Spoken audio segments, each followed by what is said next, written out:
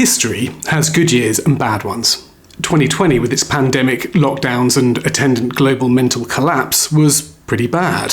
2012, before the smartphone nightmare took hold, with its summer of sport and relative ebb in the number of global conflicts, was generally pretty good. But some years stand out a mile for all the wrong reasons. So bad, they wind back the clock of human progress, even making the very survival of the species a bit of a coin toss. So in chronological order, let's take a look at some candidates for the worst year in history. 72,000-ish BCE, the Toba supereruption. Kicking things off with a bang, we have the undisputed worst year for humanity in terms of raw numbers. 74,000 years ago, at the site of present-day Lake Toba in Sumatra, Indonesia, a supervolcano exploded. It's thought to be Earth's largest eruption in a million years, and perhaps ever, ejecting up to 13,000 square kilometres of rock. To put that into perspective, the 1980 Mount St Helens eruption ejected just over 4 square kilometres of material.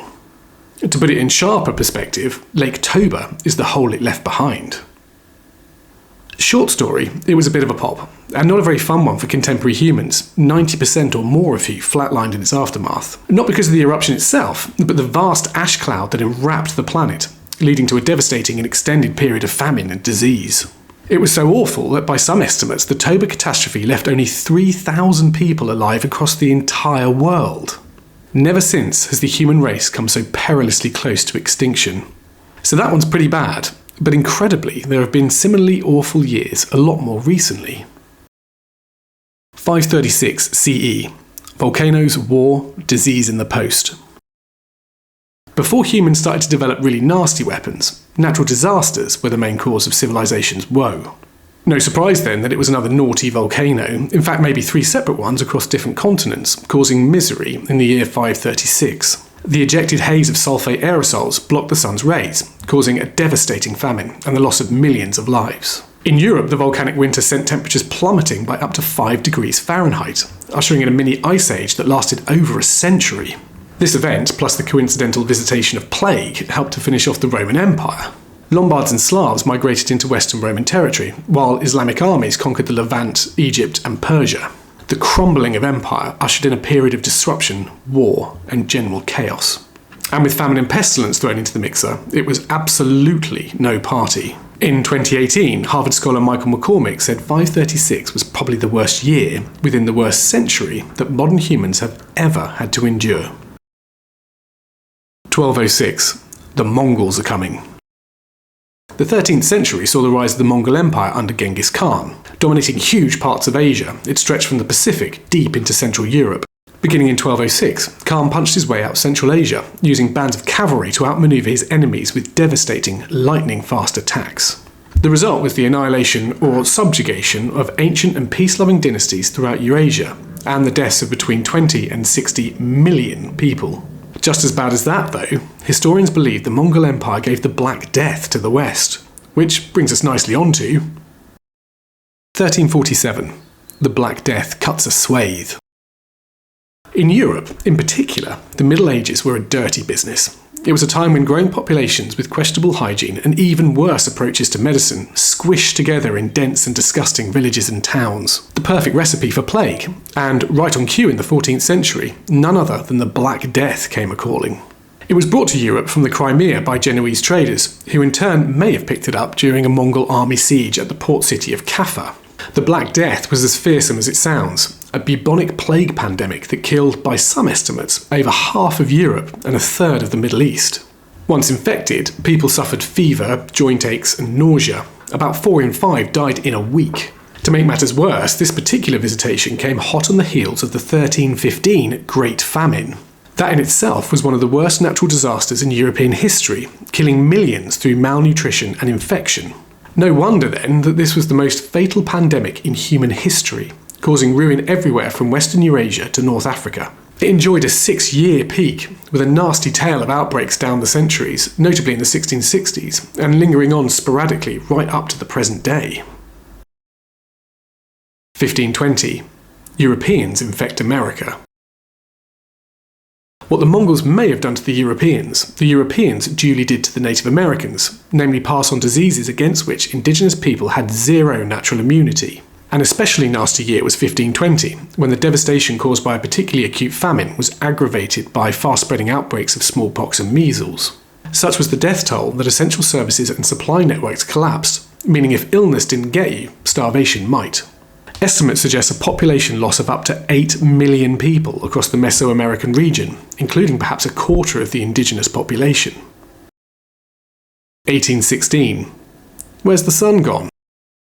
Skipping over a few more plague outbreaks and the Great Fire of London, which wasn't all that bad, we arrive at the year 1816, known to its friends as the year without a summer.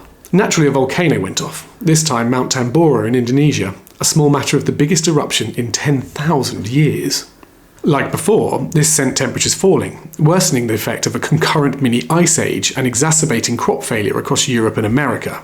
Then there was history's worst outbreak of typhus, an infectious disease causing rashes, delirium, and death. In turn came incidents of rioting, rebellion, and general upheaval, so much so that some prophesied the arrival of the apocalypse. So not a great time to be alive, but there was one small silver lining to this rather heavy cloud. Horror lovers will appreciate that The Year Without a Summer inspired both Frankenstein's monster and the classic trope of the gentleman vampire. While holidaying with Lord Byron at Lake Geneva, Mary Shelley drafted her tale of the modern Prometheus, while John William Polidori penned his novella The Vampire. Both were inspired by the gloomy conditions and sunless atmosphere of 1816. 1919.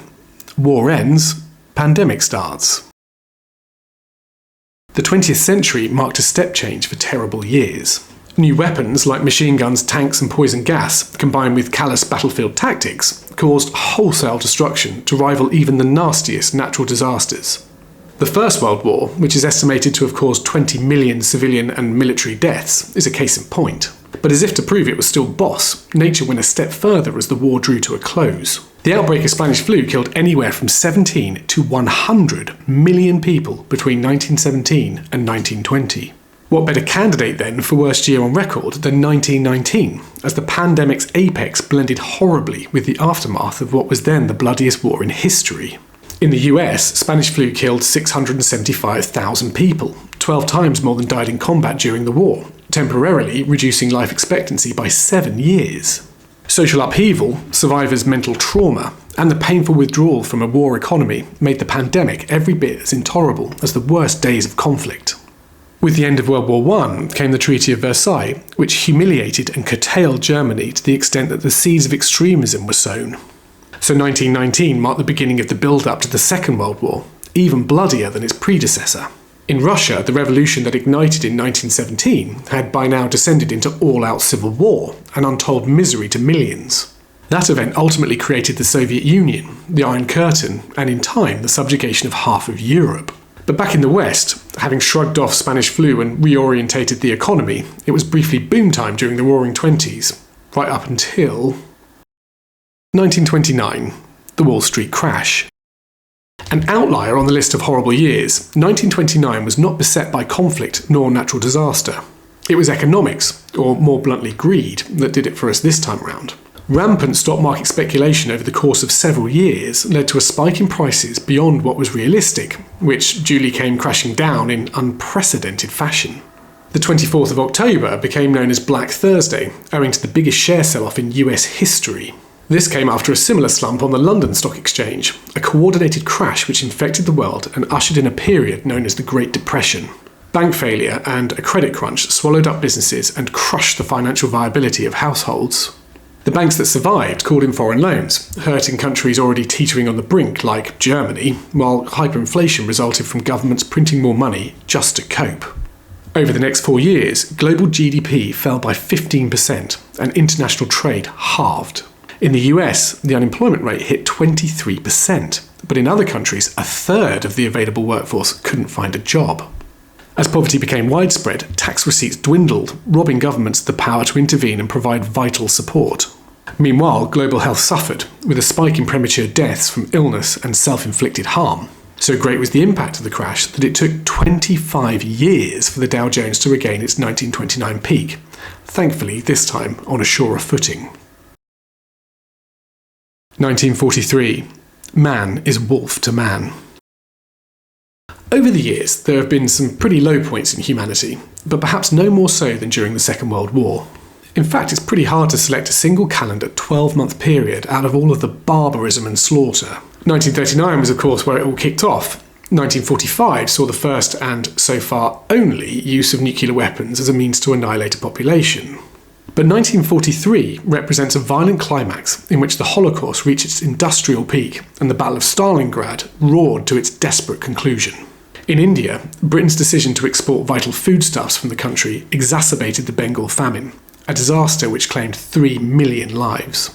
The combination of bloody conflict, history's worst genocide, and an ignored famine in an imperial colony makes this year perhaps the darkest of a pretty dark 20th century. 2001.